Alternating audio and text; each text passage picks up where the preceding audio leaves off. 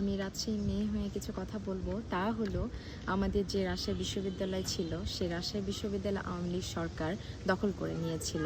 যে দখলের কারণে আমরা হলে ঢুকতে পারতাম না, আমরা ক্লাস করতে পারতাম না। যারা ছাত্রলীগ করতো না তাদেরকেও হলে ঢুকানো হয়নি, তাদেরকে ক্লাস করানো হয়নি, সব কিছু থেকে বিরত করে রাখা হয়েছিল। এই দখলের জন্য আমরা একটি আন্দোলন শুরু করেছিলাম, যে আন্দোলন আমাদের খালি হাতে করতে হয়েছিল। র্যাব, পুলিশ, সেনাবাহিনী, তারপরে হচ্ছে আওয়ামী লীগের কিছু পান্ডাদের সাথে আমাদের খালি হাতে আন্দোলন করতে হয়েছিল। সেটি কোনো অংশে যুদ্ধের থেকে কম না। আমরা যে আন্দোলনটা করেছিলাম সেটা আমাদের জন্য অনেক কষ্ট হয়েছে, অনেক কিছু হয়েছে, যাতে আমাদের অনেক ভাই মারা গেছে, অনেক বোন মারা গেছে। তাদের রক্তের বিনিময়ে এই দেশটা আসলে আজকে স্বাধীন হয়েছে। যে সরকার, যে আওয়ামী লীগ সরকার ছিল, সে সরকার আমাদের অনেকভাবে, অনেক রকমভাবে নিপীড়ন, অত্যাচার করেছিল।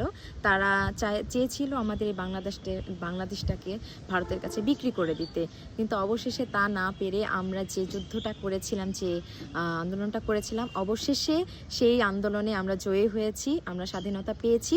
আওয়ামী লীগ দেরিতে নিষিদ্ধ হলেও আমরা আমাদের রাজশাহীবাসীর পক্ষ থেকে, আমি সাধারণ একজন বাংলাদেশের নাগরিক হয়ে এ দেশের বর্তমান সরকারকে অনেক অনেক অভিনন্দন জানাই, এবং যারা যারা এখানে আন্দোলন করেছিল, আন্দোলনে যোগদান করেছিল, তাদেরকেও অসংখ্য অসংখ্য ধন্যবাদ আর অভিনন্দন জানাই। আমাদের যে শেষের যে আন্দোলনটি ছিল, বা আওয়ামী লীগ নিষিদ্ধ, সেই আন্দোলনে ঢাকাতে গিয়ে আমরা আন্দোলন করতে না পেরেও, আমরা সেখানে যোগদান না করতে পেরেও, আমরা সবসময় অনলাইন জগতে অ্যাক্টিভ ছিলাম, এবং সেখানে আমাদের আপডেট খবর জেনেছি, এবং তাদেরকে অনেক রকমভাবে সব কিছু থেকে বুঝিয়েছি। এবং সব কিছুর শেষে যেটি হলো সেটা হচ্ছে, আমরা আমাদের স্বাধীনতা পেয়েছি, আলহামদুলিল্লাহ। যারা এদেশে এখনও চাচ্ছে আওয়ামী লীগ সরকার আসুক, তাদেরকে একটা কথাই বলতে চাই, যে আওয়ামী লীগ সরকার আমাদের বিরোধী দলে থাকাও আমাদের জন্য অনেকটাই দুষ্কর বিষয়, অনেকটাই বিপজ্জনক বিষয়। সেখানে কিন্তু আমরা নিরাপদ থাকতে পারবো না।